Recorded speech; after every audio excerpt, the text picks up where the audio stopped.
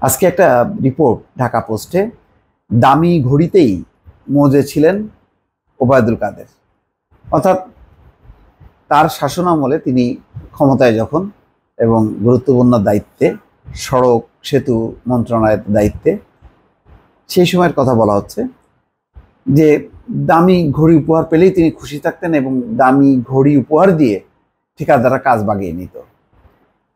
আমার কথা হচ্ছে যে তিনি কি শুধু দামি ঘড়িতেই মজে ছিলেন নাকি আরো অনেক কিছুতে মজে ছিলেন? দুষ্টু লোকরা অনেক রকম কথাবার্তা বলে, আমি সেই কথাগুলো বলি না। তবে যেটা দেখি সোশ্যাল মিডিয়াতে, তাকে নিয়ে এখনকার ইয়াং জেনারেশন নানা রকম ট্রল করে, নানা রকম তার কণ্ঠ নকল করে, তার বডি ল্যাঙ্গুয়েজ এগুলি করে ছোট ছোট ক্লিপস তৈরি করে। ভালো লাগে মাঝে মধ্যে, অবসর সময় যখন নাকি এগুলি দেখি, হাসি আর কি, দেখি আর হাসি।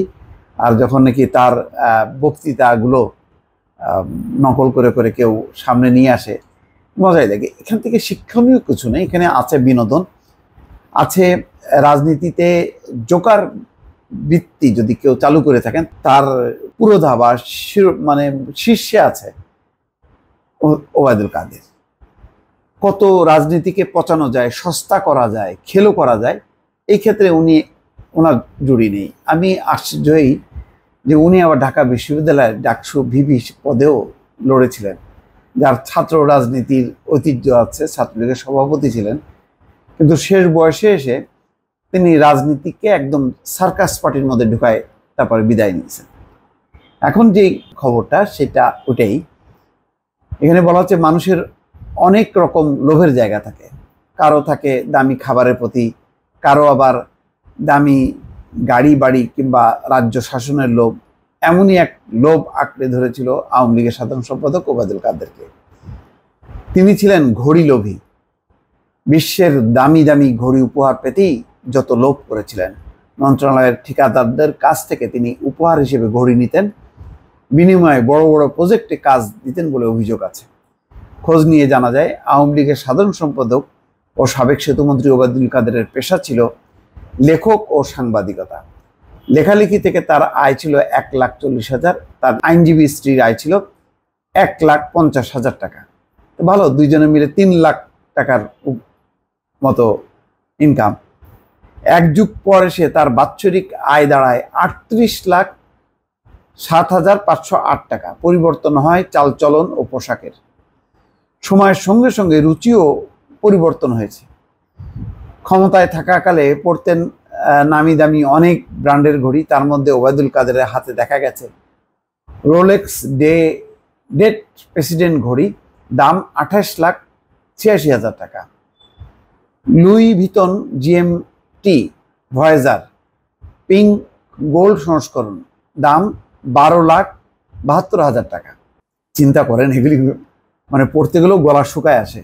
রোলেক্স ডেট জাস্ট, দাম 9,33,000 টাকা। Ulysse Nardin Executive Dual Time, দাম 10,16,000। রোলেক্স সেলিনি হোয়াইট গোল্ড, দাম 9,33,000 টাকা। Rolex Datejust diamond dial, দাম 9,33,000, মানে 10 লাখের মতন মোটামুটি সব ঘড়ির দাম। এসব ঘড়ির ব্যাপারে ওবায়দুল কাদের সাংবাদিকরা জিজ্ঞাসা করেছিলেন, বলছেন যে এটা একেবারে ফর গড সেক, আমি বলছি এগুলি আমার দামি পোশাক, এগুলো আমার কেনা না, আমি পাই। হয়তো অনেকে আমাকে ভালোবাসে, আমার অনেক কর্মী আছে, তারা বিদেশ আছে, আসার সময় শ্যুট নিয়ে আসে, সিঙ্গাপুর থেকে একজন 3টা কোটি বানিয়ে নিয়ে এসেছে এরকম। এখন আপনি যদি নিয়ে আসেন, আমাকে উপহার দেন, আমি কি করব? এটা গিফট আইটেম। তো ভালো, তো গিফট আইটেম নিয়ে তো এখন উনি গিফট আইটেম এখন নিয়ে যাচ্ছে না, এখন তো ক্ষমতায় নাই। এখন দেখব যে ক্ষমতায় আগে কয়টা রোলেক্স ঘড়ি পরতেন, আর ক্ষমতার পরে এখন যখন নাকি যে অবস্থায় আছেন, কয়টা রোলেক্স ঘড়ি তার হাতে আসে, আর কয়জন দামি শুট কোট নিয়ে আসে। এইগুলি হলো মানে একটা ভাওতাবাজি, ভোগলাবাজি। এবং তিনি রাজনীতিতে একটা গুরুত্বপূর্ণ রাজনৈতিক দলের সাধারণ সম্পাদক, এই পদটাকে কলঙ্কিত করছে বাংলাদেশ আওয়ামী লীগের ইতিহাসে। আমি জানি না এইরকম সাধারণ সম্পাদক আরও ছিল কিনা, আমার কাছে খুব দুর্ভাগ্যজনক লাগে। আপনি তুলনা করেন তার পাশাপাশি ওই বিএনপির মহাসচিব একটা সিম্পল নিপাট ভদ্রলোক। উনার মধ্যে কোনো অহংকার নাই, আমি কোনো রকম দেখি না, কোনো নেই। উনি কোনো কিছু মনে করলে আমাকেও দু একবার ফোন করছে, কথা বলছে, ওনার পাশে বসে খাইছি। আমার কাছে মনে হয়েছে যে একেবারেই সাধারণ মানুষ, তার কোনো রকম অহংকার নাই। ওই ঘড়ি কাপড় চোপড়ের প্রতি, রাজনীতি যারা করে তাদের তো চিন্তা চেতনার ধারণাই অন্যরকম থাকে।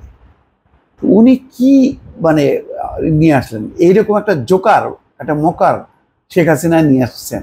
অবশ্যই শেখ হাসিনার কথা বলে লাভ নেই, তারাও এইরকম বিলাসবহুল জীবনে কোটি কোটি টাকা হলে ওই রকম কিছু জোকার টোকার না থাকলে সে সময় কাটাবে কি করে। মানে এটা একটা ইতিহাস। মানে আওয়ামী লীগের এই লাস্ট 15 বছরের তাদের যে কাণ্ড কীর্তিগুলি, এটা বহুকাল ধরে নানা রকম তথ্যপত্র বেরোবে, আপনারা জানবেন, শুনবেন, এবং এইগুলি দরকারও আছে। এগুলি আমাদের প্রজন্মকে জানানো যে কত রাজনীতি যে কত খারাপ নর্দমার দিকে নিয়ে গিয়েছিল আওয়ামী লীগ এবং এই নেতারা, সেগুলি না জানলে এখান থেকে ভালো কিছু শিখবে না। দর্শক ভালো থাকবেন, আল্লাহ হাফেজ।